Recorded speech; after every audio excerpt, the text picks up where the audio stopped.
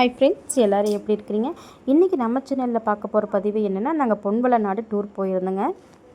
அதை பற்றின ஒரு பதிவு தாங்க. நம்ம வீடியோ போட்டு ரொம்ப நாள் ஆச்சு. சிவன் ராத்திரிக்கு அப்புறம் எந்த வீடியோஸும் போடலை. ஏன்னா இந்த கொஞ்சம் வேலை டூர் போகிறது, அதுக்குண்டான வேலைகள் செய்கிறது, அதனால் வீடியோ போட முடியல. இனிமேல் நம்ம ரெகுலர் வீடியோஸ் நான் கண்டினியூவாக போட்டுருங்க. கட்டாயம் பாருங்கள். இன்றைக்கி இந்த வீடியோவில் பார்த்திங்கன்னா கண்டிப்பாக தெரிஞ்சுக்க வேண்டிய ஒரு கோவில் தாங்க. ரொம்ப ஒரு சிறப்பான ஒரு நல்ல கோவிலுங்க. நிஜமாக வாழ்ந்தவங்க தெய்வங்களான ஒரு கதை அது அப்படின்னு சொன்னாங்க.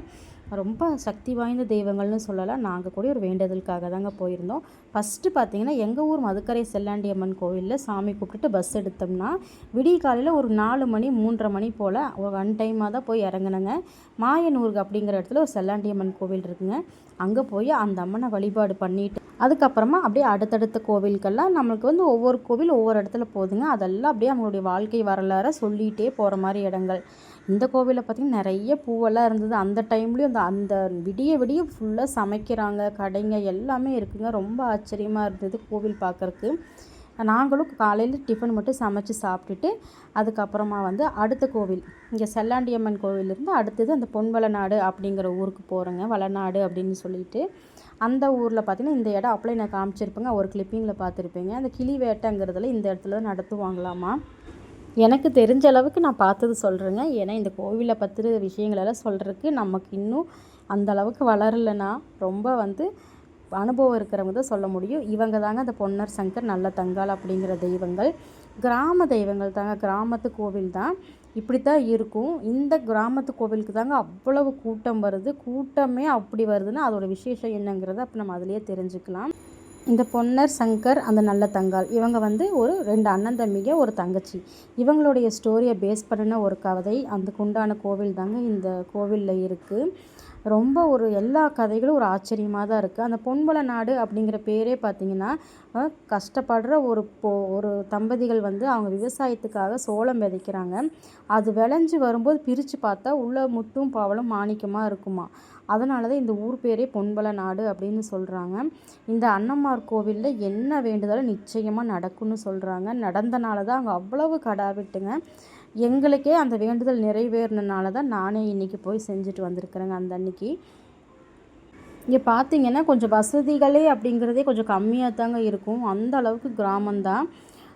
இருந்தாலும் அவ்வளோ ஒரு சக்தி இருக்குங்க அந்த தெய்வங்களுக்கு. நம்ம அங்கே உணரலாம். நம்ம அந்த கோவிலில் இருக்கும்போது அந்த வழிபாடு பண்ணுறக்காக நம்ம அங்கே போயிட்டாலே நம்மளால் உணர முடியுங்க. அங்கே இருக்கிற சமயத்துலேயே ஒவ்வொரு டைம்லேயும் நம்மளுக்கே அந்த உணர்வு வரும். அந்த தெய்வங்கள் இருக்கிறது நல்லாவே நம்மளால் உணர முடியுங்க. அங்கே முடிச்சதுக்கப்புறம் பார்த்தீங்க அப்படின்னா இந்த நல்லத்தங்கால் கிணறுன்னு பக்கத்துலேயேங்க. அதுக்கப்புறம் பக்கத்துலேயே கொஞ்சம் தள்ளி இந்த கிணத்துல தான் அந்த நல்லத்தங்கால் அவங்களுடைய குழந்தைங்களையும் போட்டு அவங்களும் தற்கொலை பண்ணி இறந்துட்டதா ஒரு கதை சொல்கிறாங்க. ரொம்ப பிரமிப்பாக இருந்ததுங்க. இப்போவும் இந்த கோவிலெல்லாம் ஒரு தோப்பில் தான் இருக்கும் இந்த காலத்துலேயும். ஏன்னா சக்தி வாய்ந்த தெய்வங்கள்னாலே மேக்ஸிமம் இந்த மாதிரி இடத்துல இருப்பாங்கன்னு நமக்கே தெரியும். அந்த மாதிரி பார்த்திங்களா இப்படி தான் இருப்பாங்க. அந்த அம்மன் பார்க்கவே பயங்கரமாக இருந்தேன். இது கோடி துணின்னு சொல்கிறாங்க. அது போடுற வழக்கம் அங்கே இருக்குதுன்னு. அதெல்லாம் பார்க்கவே ரொம்ப ஆச்சரியமாக இருந்தது. இந்த மாதிரி விஷயங்கள்லாம் பார்த்தது இல்லையில. அதனால் இது பார்த்திங்கன்னா அடுத்ததுங்க ஒரு அன்டைமில் அங்கே முடிச்சுட்டு நம்ம அடுத்தது பார்த்திங்கன்னா படுகளம் அப்படிங்கிற ஊருக்கு வந்துடுறோம். அந்த ஊரில் ரொம்ப பெரிய திருவிழாங்க. ரொம்ப விசேஷமாக இருந்தது. அந்த திருவிழாவோட அந்த கதை அதை விட ஆச்சரியமாக இருந்தது. இந்த மாதிரி பார்த்திங்கன்னா நாடகமெல்லாம் போட்டிருக்கிறாங்க பாருங்கள். இந்த மாதிரி அந்த கோவிலை சுற்றி ஒரு 100 இடத்துல இந்த நாடக குழுவுக்காரங்கெல்லாம் அந்த பொன்னர் சங்கரோட கதை எப்படி, அவங்க வாழ்க்கை வரலாறு எப்படி அவங்க வாழ்ந்து தெய்வங்கள் ஆனாங்க அப்படிங்கிற கதையை அவங்க நடித்து படித்து காட்டுறாங்க. அது எல்லோரும் உட்காந்து அவ்வளோ ஆர்வமாக கேட்குறாங்க. ஒரு 100 இடத்துல அங்கங்கே போட்டிருக்குறாங்கன்னா இப்போ எவ்வளோ கூட்டம்னு பார்த்துக்கோங்க அந்த கோவிலில்.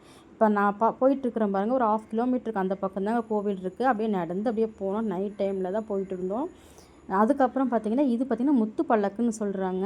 இந்த பல்லக்கில் ஒரு குழந்தை அந்த வம்சாவளியாக வர ஒரு சின்ன குழந்தைய கூப்பிட்டு அந்த படுகளம் அப்படின்னா என்னன்னு பார்த்திங்கன்னா எங்கள் கூட பஸ்ஸில் டூர் வந்த ஒரு பாட்டிக்கிட்ட தாங்க கேட்டுகிட்டே போனேன். அந்த இருட்டில் அந்த நைட் டைம்லேயும் அந்த பாட்டி 2 வாரத்தில் ஷார்ட்டாக சொல்லிட்டாங்க.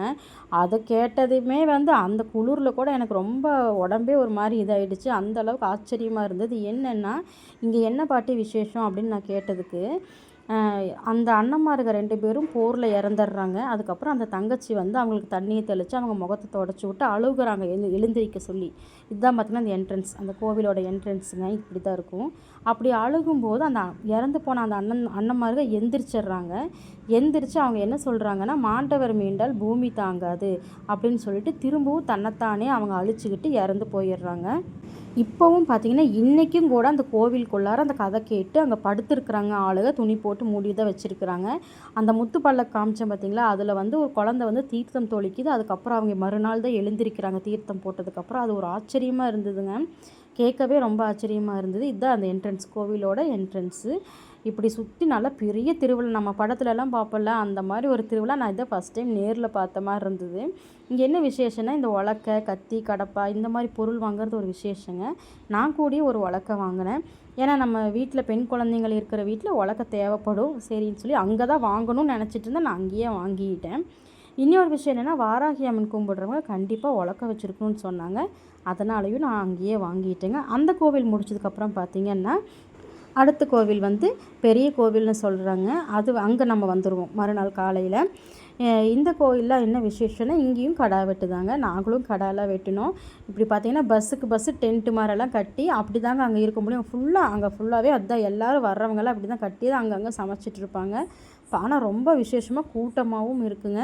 இங்கே வந்து பிரசாதம்னு பார்த்தாலும் கெடா விருந்து தான், நம்ம விசேஷம்னு பார்த்தாலும் கெடா விருந்து தாங்க. இங்கே வந்து அதுதான் ஸ்பெஷலே. நாங்களும் வெட்டினோம், 2 கடா வெட்டினோம். ஒன்று வந்து பெரிய கோவிலில், இன்னொன்று வந்து பொன்வள நாட்டுன்னு சொல்லி பக்கத்தில் அவங்களுடைய கதைகள் வந்து போய்கிட்டே இருக்குங்க. இதை வந்து தொடர்ந்து நம்ம இந்த கதையை கேட்டோம்னா அவங்களுடைய வரலாறு என்ன அப்படிங்கிறது புரிஞ்சுக்க முடியும். இதை பற்றி தெரியாதவங்க, வீடியோ பார்க்குறவங்களுக்கு நிறைய பேருக்கு நிறைய விஷயம் தெரிஞ்சிருக்குன்னு தான் நான் நினைக்கிறேன். தெரியாதவங்க கண்டிப்பாக யாருமே இருக்க மாட்டாங்க. உங்களுக்கு ஏதாவது தெரியும்னாலும் கமெண்ட்டில் என் கூட ஷேர் பண்ணுங்கள் உங்களுக்கு தெரிஞ்ச விஷயங்களை. ஒரு வேண்டுதல் நம்ம வந்து போய் நிறைவேற்றுறோம் அப்படின்னாலே நமக்கு சந்தோஷமாக இருக்குங்க. வேண்டிக்கிட்ட வேண்டுதலை செஞ்சுட்டோம் அப்படின்னா அதுலேயும் நம்மளுக்கு வந்து வேண்டி நிறைவேறின காரியத்துக்காக நம்ம போய் செய்யும்போது இன்னமும் சந்தோஷமாக இருக்கும்.